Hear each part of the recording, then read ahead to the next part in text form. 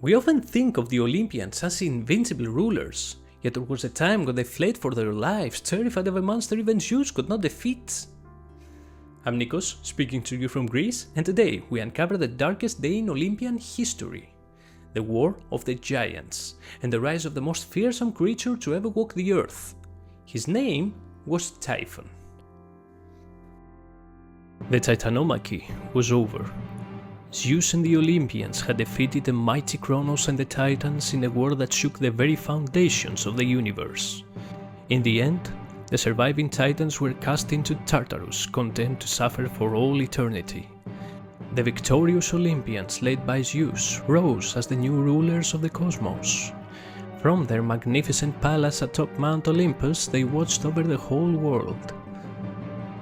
But Gaia, the mother of the Titans, could not forgive. Enraged by the torment of her children, she sent forth another generation of powerful challengers to strike down the Olympians. These were the Giants. Born of the earth itself from the blood spilled during the castration of Uranus, the Giants were colossal and terrifying beings filled with unrelenting rage. Led by Porphyrion and Alcyoneus, they launched a second great war against Olympus, determined to overthrow the new order of gods. Some hurled mountains, others breathed fire. The clash was chaotic, and even though the Olympians were powerful, it seemed they could not defeat their enemies in battle. A prophecy had foretold that the gods would never win this war alone, for the giants could only be slain with the aid of a mortal. Upon hearing this, Gaia desperately sought out a secret herb that would render her children immortal, even against the weapons of mortals. But Zeus, warned of the prophecy by the Moirai, veiled the world in darkness, forbidding Eos, Helios and Selene from rising, and found every potent herb before Gaia could ever reach them. Immediately after, Zeus commanded his daughter Athena to summon his mortal son, the greatest hero ever to walk the earth, the mighty Heracles. When the hero arrived on the battlefield, the tide of war began to turn. The Olympian forces, now joined by the strength of a mortal, began to overcome the monstrous giants in duels that would echo through eternity. Porphyrion, one of the giants' leaders, dared to assault Hera, the queen of the gods, but Zeus, enraged by the threat to his wife, struck the monster down with a thunderbolt. Heracles seized the moment, and with a single arrow finished off the great giant. Heracles then challenged Alcyoneus, the second great leader of the giants, a being immortal so long as he remained within his homeland of Pallene. Following the counsel of the wise Athena, the mortal hero struck the giant a mortal blow, and then dragged him beyond the borders of his native land, leading Alcyoneus to perish from his wounds. Athena herself faced the formidable Enceladus, a giant whose every step summoned earthquakes. By summoning her divine force, the goddess crushed the monster beneath the island of Sicily. Far across the sea, Poseidon pursued Polybotes. In a display of overwhelming power, the god of the sea tore a fragment of the island of Kos and hurled it upon the giant, crushing him beneath its weight. Hermes, the swift messenger of the gods, armed with his winged sandals and the helm of invincibility he had borrowed from Hades, confronted Hippolytus and struck him down with ease. Apollo, the god of the sun, fought alongside Heracles to defeat Ephialtes. Each loosed an arrow striking one of the giant's eyes, and together they easily brought the monster down. Artemis, the goddess of the moon, unleashed her divine arrows upon Grecian, and then Heracles delivered the fatal blow. Hephaestus defeated Mimas with torrents of molten metal and blazing projectiles from his forge. Dionysus struck down the mighty Eurytus using his thyrsus, and Hecate burned Clytius alive with her blazing torch. Even the Moirai, the three fates who wove the destinies of gods and mortals, descended into battle. Armed with bronze clubs, they fought and overwhelmed Agrius and Thoas, leaving Heracles to deliver the final blows. One by one, the giants fell to the combined might of the Olympians and Heracles. The fields of Phlegra were turned to ashes. The earth quaked and the sky roared as the final giants were destroyed. Some were cast into Tartarus, others were buried beneath islands, their wrath said to still cause earthquakes and eruptions to this day. The Second Great War had come to an end. It would be remembered forever as the Gigantomachy. With the last of the giants defeated, Zeus reaffirmed his supremacy and Olympus stood secure.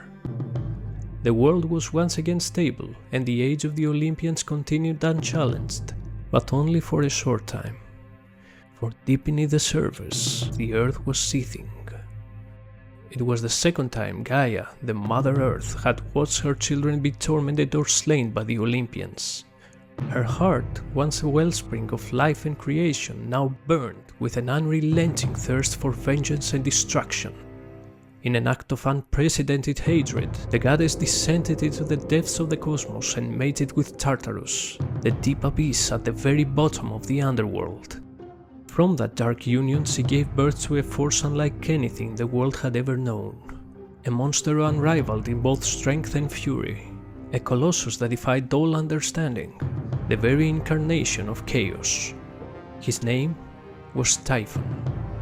For legs he had two serpent tails. His body stretched across mountains.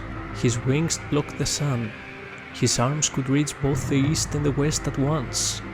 From his shoulders sprouted 100 serpent heads, each one breathing fire and screaming in voices that shattered stone. His own head touched the very stars, and his blazing eyes pierced the hearts of gods and mortals alike. Typhon emerged and immediately marched toward Olympus. His goal was one and only, to overthrow Zeus and destroy the hated Olympians once and for all. The moment the gods beheld the monstrous figure they knew, this was no ordinary foe. This could very well be their end. Consumed by desperation and fear, the gods abandoned their thrones. Almost all fled, escaping to Egypt, where they disguised themselves as animals in hope of evading the terrifying Typhon. Some say that even in these new forms they continued to use their divine powers, and in doing so were worshipped by the local people. Apollo became known as Horus, Artemis as Bastet, and Dionysus as Osiris. However, two gods remained steadfast upon Mount Olympus. Two gods would defend not only the pantheon, but the whole world from collapsing into chaos. Zeus and Athena stood their ground with thunderbolt and shield raised. Father and daughter were ready to protect the order of creation. The heavens roared as they met the monster in battle. Zeus's lightning clashed with Typhon's fire, shaking the sky itself. The battle was fierce, and for a moment it seemed that the gods might prevail. In his fury, Zeus even took up an adamantine sickle, the very blade Kronos had once used to overthrow Uranus, and turned it upon his monstrous foe. But Typhon would not be stopped. The monster turned to Athena, and with a single devastating blow struck down the formidable goddess. Zeus, witnessing his daughter fall, surged forward in fury to protect her. But Typhon launched, coiling around the king of the gods and grabbing the sickle from him. In an instant, Typhon turned Zeus's weapon against him, and with a few swift strokes he severed the sinews from the god's hands and feet, leaving him utterly powerless. The terrible monster had defeated the king of the gods. He carried the broken Zeus across the sea and imprisoned him in a dark cave in Cilicia, where he placed the sea serpent Delphine as guardian, to watch over both the fallen god and the box that held his severed sinews. Gaia's vengeance had at last been fulfilled. Olympus stood empty, the gods were scattered, and Typhon, crowned in stone, stood at the very gates of the cosmos. But not all hope was lost. Athena fled to Egypt and sought out Hermes, the swift messenger god, and Pan, the wild god of the forests. Together, the gods returned in secret and conspired a bold plan to rescue their fallen king. As Pan played a most beautiful melody on his flute to distract Delphine, Hermes slipped silently into the dark cave and stole the box that held Zeus's sinews. With swift hands and divine precision, he returned them to the captive god and carefully restrung the tendons as they had been. Power surged once more through the veins of the mighty Zeus, and with it returned his fury. The king of the sky summoned a storm so vast, so violent, that even the monstrous Typhon felt dread. The beast turned to the Moirai and asked whether his life and his reign were truly in danger. The sisters reassured him. No force in existence could defeat him. They even offered him an ephemeral fruit, promising it would render him invincible against any threat.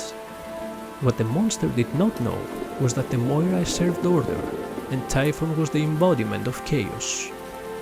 The fruit he believed would be his salvation was in truth his undoing. With each step after consuming it, Typhon grew weaker, his strength draining from within.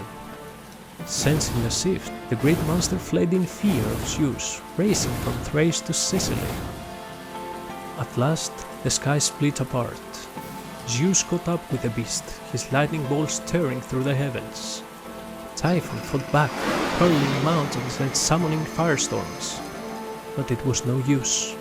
His strength was fading, and he was no match for the might of the king of the Olympians. With one final, blinding strike, Zeus hurled a thunderbolt that shattered the very sky and crushed Typhon down. Then, summoning all his power, the god lifted the great Mount Etna and crushed it upon the monster, trapping him forever beneath the earth. Typhon was finally defeated, but still he was not dead. He sleeps beneath the earth, bound in molten rock, and when he stirs, the great mountain erupts, his fury breaking free time and time again. At last the gods returned to Olympus. Order was restored. Zeus reaffirmed his place as king of the cosmos, not because he had never fallen, but because he had risen again. But the legend of Typhon did not end there. During his brief reign of chaos, Typhon fell in love and mated with the dreadful sea serpent Echidna. Together they bore a brood of terrifying offspring that would haunt the mortal world for generations to come. Among them were the Nemean lion, the Chimera, the Sphinx, the Hydra, Cerberus and Ladon. These were the enemies of some of the greatest heroes in all of Greek mythology, and the tales of how those heroes rose to face the evils born of this monstrous union and saved mankind would echo through eternity. If you made it this far, I just want to say thank you. It means the world to me to share with you the myths and stories of my homeland. If there is one thing to take from today's tale, let it be this. Even the most powerful of all gods must sometimes fall in order to rise again. And if you enjoyed this video, please stay tuned for the next episode of Greek Mythology. Until next time, take care.